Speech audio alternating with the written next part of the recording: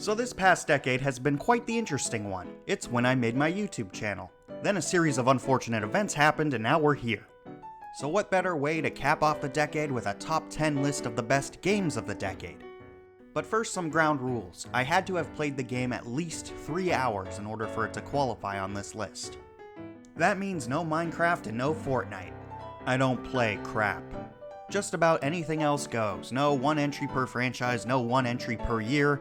It's a top 10 list of the greatest games of the decade, and that's what I intend to do. Oh, and one last thing before we start, this video contains large concentrations of Batman. If you are allergic to Batman, please consult a health professional before consuming. Number 10.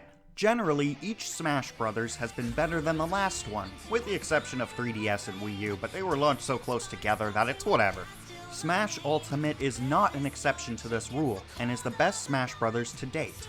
It has a few flaws that previous entries didn't have, like how Final Smashes are half of what they used to be, but it also brings back every character and great stages from the previous Smash games. And 75 meters is there too! Spirit battles are a lot of fun, especially the Princess Mononoke one where there were those Mr. Game & Watch fighters. Just when I think Sakurai can't become any more of a madman, he proves me wrong. World of Light is sort of a slog, but the true ending makes it all worth it, culminating in the best three-way I've ever been a part of. Online still has a ways to go before it's worthy of being in a Smash game, but it's better than Smash 4's, which was better than Brawl's, so at this rate we should have a proper Smash Online by 2060. I really love this game, and even made a list of the top 5 best and worst changes Ultimate did, which you should watch, and a Discord server for casual Smash tournaments, which you should join! Number 9 is Smite. Smite touts itself as the battleground of the gods, but it has expanded into more of a mythological battleground. Medusa and King Arthur aren't exactly gods. I generally try to avoid including games with no definitive end on such lists, but no game has ever kept my attention as long as Smite has. It's even past my Team Fortress 2 playtime, and that's on Steam alone, not including the normal client. One of the reasons why Smite is so great is the voice acting that goes into it. The combination cast of both Funimation All-Stars and voice actors from Team 4-Star makes Smite the crossover of Dragon Ball and Dragon Ball Z abridged we never knew we needed until now. It is not wise to stand against the judge of the damned. Very impressive, killing off a bunch of monkeys. Any liquored-up hillbilly with a shotgun could have done that at the zoo. Smite's biggest weakness, and what ultimately keeps it from being any closer to number 1, is the matchmaking. It is true random, and you cannot convince me otherwise. The enemy jungler will clear house while your jungler drools on the floor, and there is nothing you can do about it. The inclusion of crossplay made this worse, turning ranked play into a necessary evil. But it's those rare games, the one where all 9 other players are competent and play off each other, that are just so good. It keeps me coming back for more. Inevitably, I become more and more disappointed with bad game after bad game until I give up hope and then get another fantastic game and have to keep going. So yeah, pretty much Smite is the Nicolas Cage of video games. No, not the bees! Not the bees! Moving on to number 8. Anyone who knows me knows I love superhero sandbox games, and games with alternate endings. There's a game out there that combines the two of them perfectly. It's Infamous 2. Now, Second Son is also a good game, but in the end, Infamous 2 trumps it for a few reasons. First, going deeper into one set of powers proved to be a lot more fun than having 4 powers that you could switch between. But the single best aspect of Infamous 2 is how perfect its controls are. When traversing New Marais, this is the closest you will feel to controlling a video game character outside of advanced virtual reality 20 years from now. Cole always went where I wanted him to go, and Precision Mode made it so, for the cost of electricity, I never felt cheated out of a shot that 100% should have missed but didn't. The 2 largest karma decisions in the game felt seriously impactful, with one changing how you played the second half of the game and the other determining how the game ended, without being 100% good or 100% evil like how the original Infamous dealt with karma. You're either die a hero, or you live long enough to see yourself become the villain. But perhaps the single best point of Infamous 2 that nobody seems to talk about is how the exact same cutscenes can carry different weights, all based on how good or evil you are. See, that's where you're wrong, Bertrand. Conduits aren't monsters. No. See, powers don't kill people. Oh no. It's the person behind the powers that kill people. That was hard to pull off, but Sucker Punch did it, changing it from a lecture of personal responsibility to a declaration of guns don't kill people, I kill people, is truly electrifying. Another superhero sandbox released in 2011, Batman Arkham City just barely beats out Infamous 2 for the 7th slot. While there's no karma here, Batman Arkham City excels in both combat and stealth in the same game. While most games that try to tackle both struggle in one way or another, Batman Arkham City accomplishes both in strides. More than anything, this game makes you feel like you are Batman. Two negatives. Playing as Catwoman was nowhere near as satisfying as playing as the Batman. Second was the Mr. Freeze fight. Now, most people really love this boss fight, and while I admit the concept of having a boss that constantly learns was cool and all, the execution left a lot to be desired. Oh, you angled 1/2 of a degree too far to the left? You can't do an elevated takedown now. Have fun while Mr. Freeze blows you to bits. All grievances with the Mr. Freeze fight melt away, however, when you fight Clayface in the finale. I made a top 10 of the best final boss battles ever, and it was impossible for me not to include it. No spoilers here, even if the game is over 8 years old. If I spoiled this masterpiece of a boss fight for even one person inadvertently, I'd never forgive myself.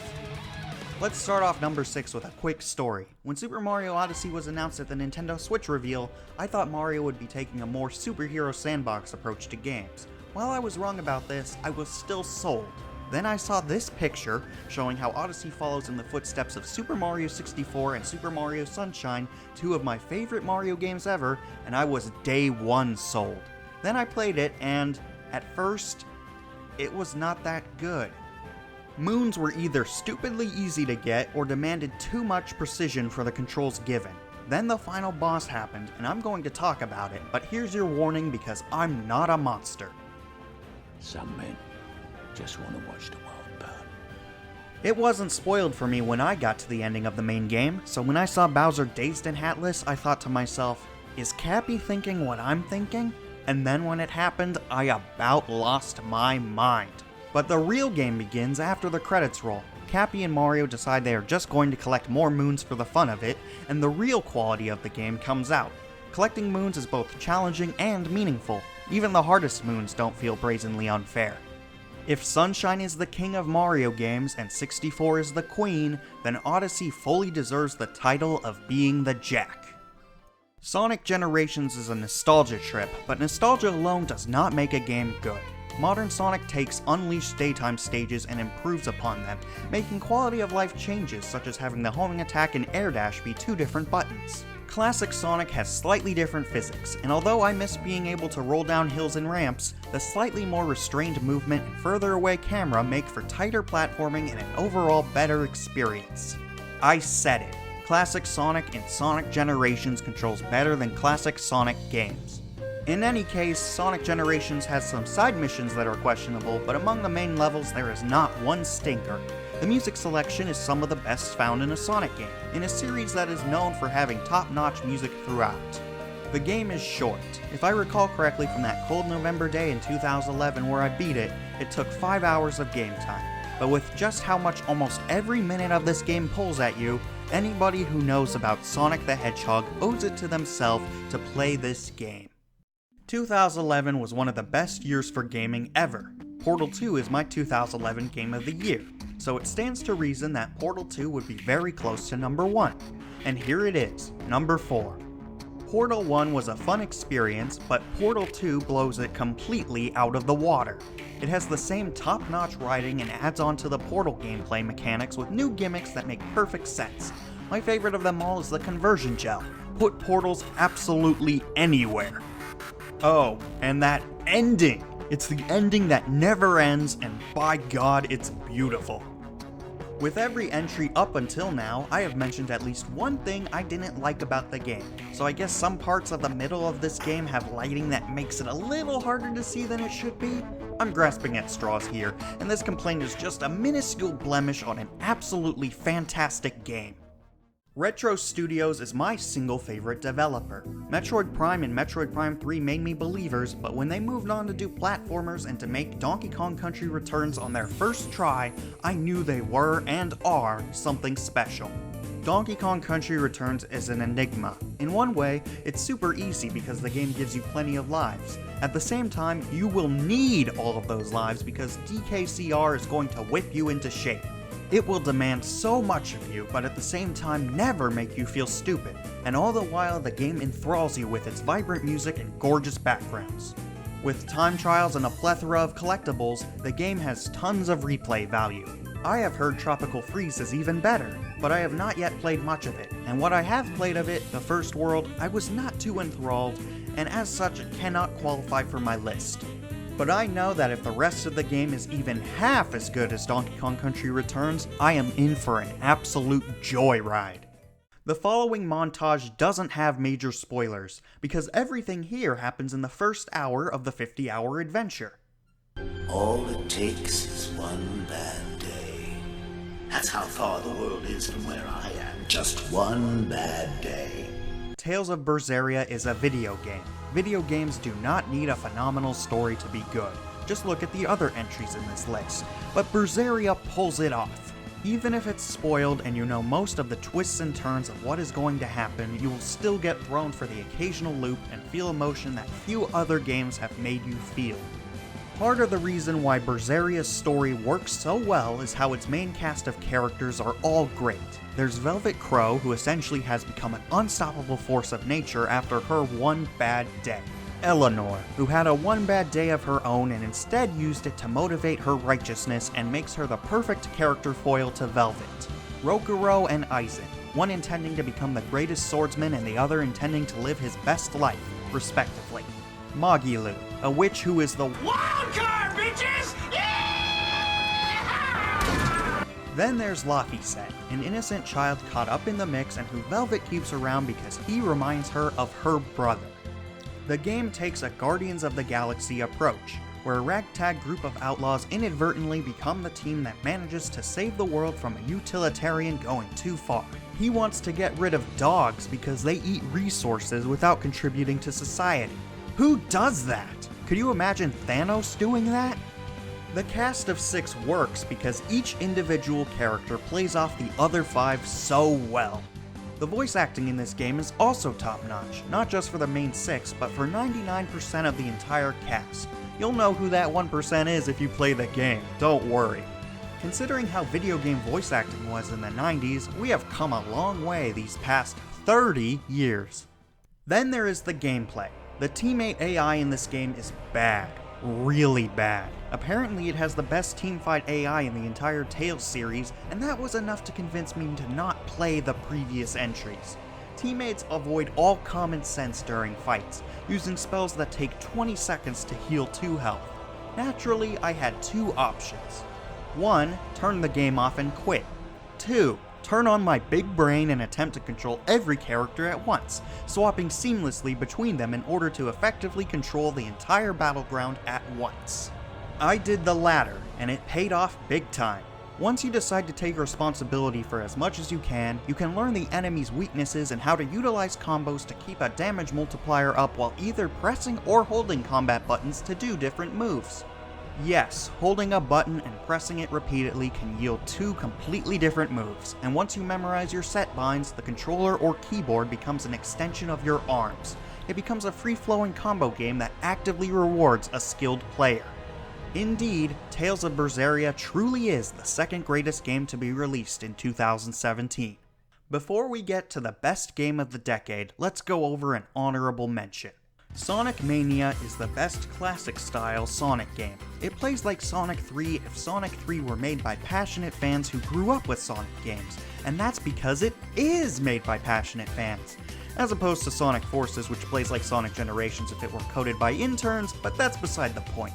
My favorite part of Sonic Mania is the special stages. I'm not the hugest fan of the special stages from the previous 2D games, but this one where you chase a UFO as your own speed becomes your greatest enemy, I ate it right up. With Encore mode, we got more and even harder ones, which only made me happier. If they made a game that is nothing but 100 or so of these special stages, I would purchase it in a heartbeat. Please understand that Sonic Mania just barely missed the list. You might have noticed a specific popular game has not been mentioned at any point in this video. You're probably thinking to yourself, with Breath of the Wild nowhere to be seen, it has to be number 1. Well, if that was your line of thinking, you were completely right. Breath of the Wild is not just a game, it is an experience. You go through the tutorial and say, wow, this is a really large world. And then you unlock the paraglider and exit the Great Plateau, and you realize what you thought was a massive playground was but a speck of the entire map of the actual game. The absolute genius of Breath of the Wild is that if you had 2,000 people play the game, you would get 2,000 different ways to beat the game. Take this section of having to break into the Yiga clan's hideout. You can sneak around corners slowly, learning the guards' patterns. You can throw bananas to distract them, as the Yiga love bananas. You can climb into the rafters and jump from place to place far above the enemies. You can use stasis to freeze enemies and walk right past their line of sight. You can intentionally get caught and avoid getting hit while beating the tar out of every clan member in the hideout. All of these strategies are valid methods to obtain the treasure, and this is just one example in a supermassive game where this autonomy happens at almost every single turn. Even the shrines, with a clear-cut solution, will often have another solution you can use to get around. This game is essentially a superhero sandbox. As Link becomes stronger and stronger with the help of his former friends, he eventually passes his previous self in terms of combat prowess. With the abilities to stop perceptions of time, aim steadily while falling down, conjure up wind blasts, summon lightning, and survive massive falls, to name a few, Breath of the Wild certainly fits into this subgenre. The DLC is also a sight to behold. The Trial of the Sword tests to make sure you know the game's combat inside and out, while the Champion's Ballad tests not only your collection you've assembled along the way, but also your wits, and has a very satisfying but also sad conclusion. The game does have flaws. Mipha's voice is grating on the ears, and the frame rate drops on the Wii U. And yes, Breath of the Wild is a Wii U game, not a Switch game. If I had to hear people call Twilight Princess a GameCube game for over 11 years, even though it overwhelmingly sold more on the Wii, then by the same line of logic, Breath of the Wild is a Wii U game. Sorry, I don't know what overcame me just now. But really, my complaints are simply nitpicking when compared to how well the game works compared to other games of similar scope such as Skyrim. Breath of the Wild 2 is set to release in the upcoming decade, and I simply cannot wait for it to come. Who knows, maybe the Breath of the Wild series of Zelda games can go 2 for 2 in claiming the titles of the best game of the decade. This video was brought to you by Ballbastic, an indie game developed by yours truly. If you want to help playtest it to make it the best game it can be, check the description for a link to the Discord channel. Now normally I'd be like, subscribe, check out my other videos, ring the notification bell, but really YouTube has gone downhill in the past decade, and this is more of a hobby than anything. I don't really plan to make it a living. So you could subscribe if you want, but don't really expect many videos from me. I think the one I made before this was April Fool's 2019. However, if you want to tell me about your favorite games of the decade, I'd love to hear about it in the comments. That's all from me. Ta-ta for now.